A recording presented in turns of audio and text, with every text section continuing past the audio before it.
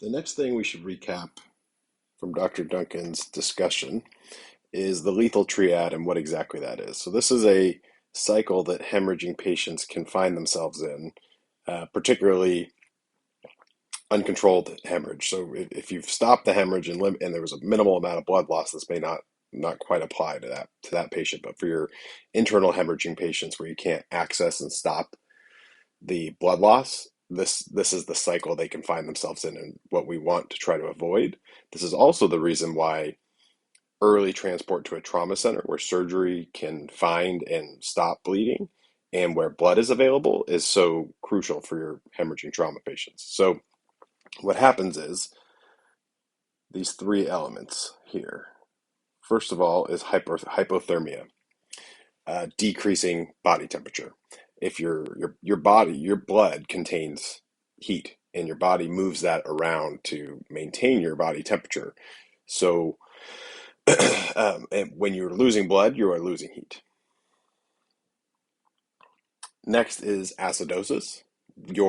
As you're losing blood, your body is vasoconstricting to keep the blood that's left in the areas that need it most or closest to your vital organs and to the area really that it needs to limit it to maintain a reasonable blood pressure so that it can circulate the blood as far as possible given the amount of blood that's there. And then next is coagulopathy. Coagulopathy is really sort of coagulopathy happens for a couple of reasons. One, you're losing the proteins in your blood that contribute to forming blood clots when you're bleeding. Just like your red blood cells, they're being lost there.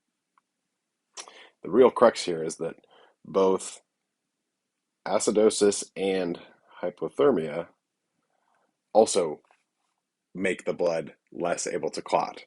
So when our patients are bleeding, they're getting colder, they're becoming more acidotic, they're losing clotting factors, and then we're sort of doubling down on the coagulopathy that comes from these other two factors. And this is the vicious cycle they sort of find themselves in.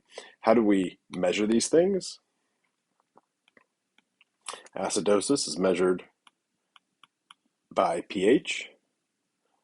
Coagulopathy is measured as an INR, or an international normalized ratio, which is a lab value that tells you how quickly blood clots. This is what your Coumadin patients are getting on a routine basis to determine whether they're at a therapeutic level of Coumadin dosing.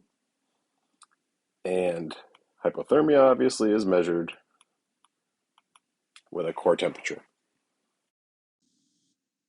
So let's talk about the normal values that we would see here before your patient was in some sort of trauma and started bleeding. Their normal pH would have been 7.35 to 7.45. It's a narrow margin, and leaving that range really can become problematic. The INR would have been 1 second, and the typical body temperature 97 to 99.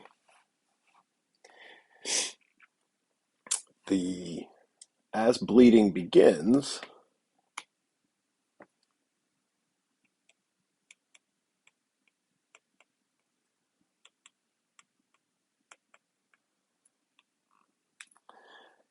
the temperature wants to go down,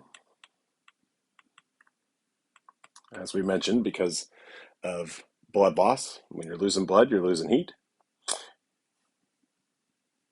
Your pH will go down. Again, you're not moving blood to certain areas of your body that are now in an anaerobic metabolism and producing lactic acid and hydrogen as a byproduct of that, which is going to drop your pH. And your INR will go up, meaning your ability to clot worsens. When we actually get to the lethal triad, we're going to see some of the numbers that Dr. Duncan was mentioning as triggers for FTP. A body temperature less than 95 degrees, a pH less than 7.2, and an INR greater than 1.5.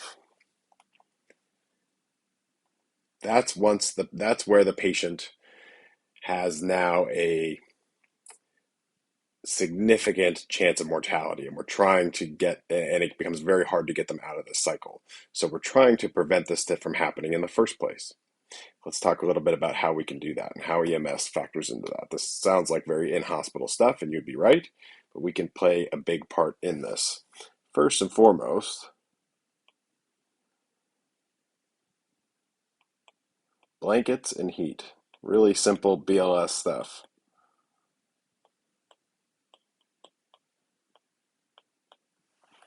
We need to keep whatever temperature we can. They're losing blood. We may not be able to control that. But the other reason trauma patients lose their body temperature is because we're exposing them to find their injuries and to perform procedures. And we've got to keep them wrapped up whenever we can. Think of the temperature inside the ambulance and how that relates to the patient, and you'll realize that it's colder than it may seem. And we should even consider turning the heat on for a lot of these patients. So by being careful about maintaining their body heat and not letting them lose it to the environment, we can help some of what they are losing in terms of blood when they're losing and not circulating that heat through their body. 2, we can be judicious with saline.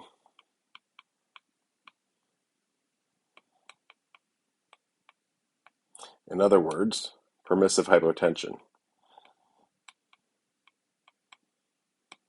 Allowing the patient's blood pressure to be lower than we might be totally comfortable with because we know it's what's necessary. Saline, if we go back over here, normal saline has a temperature that is environment temperature. So way colder than your patient's body. Go out to the ambulance and point a thermometer at that and tell me how warm your saline is if it's not in a fluid warmer. It has a pH of about 5, which is crazy low. Other crystalloids are similar. Some are a little bit better, but none of them are perfect. And it doesn't have an INR, but it certainly increases blood pressure and dilutes whatever is there, right? So you're increasing the pressure, squirting out more blood, and diluting whatever clotting factors did exist. So normal saline is something to be careful with. Should we use it? Do we need to use saline? We need to use saline when there is a need for pressure. Pressure moves blood.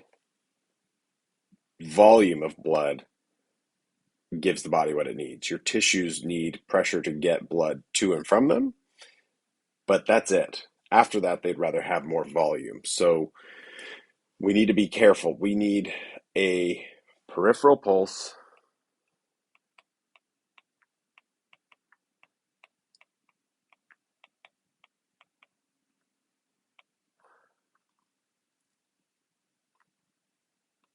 or an SB, systolic blood pressure, greater than or equal to 80.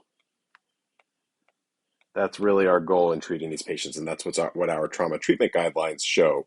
And this would be what we're calling permissive hypotension. We don't need to get them back up to 120 or a blood pressure that they might normally live with. We need to maintain a pressure that is the absolute minimum for circulating blood to the vital organs and limit saline so that we're not giving them something that is just contributing to their acidosis, making them much, much colder, increasing pressure so they squirt more blood out, and diluting the clotting factors that they have.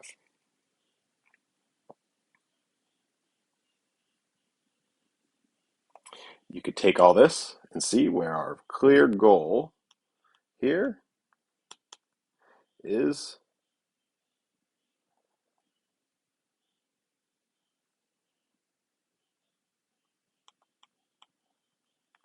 judicious fluids,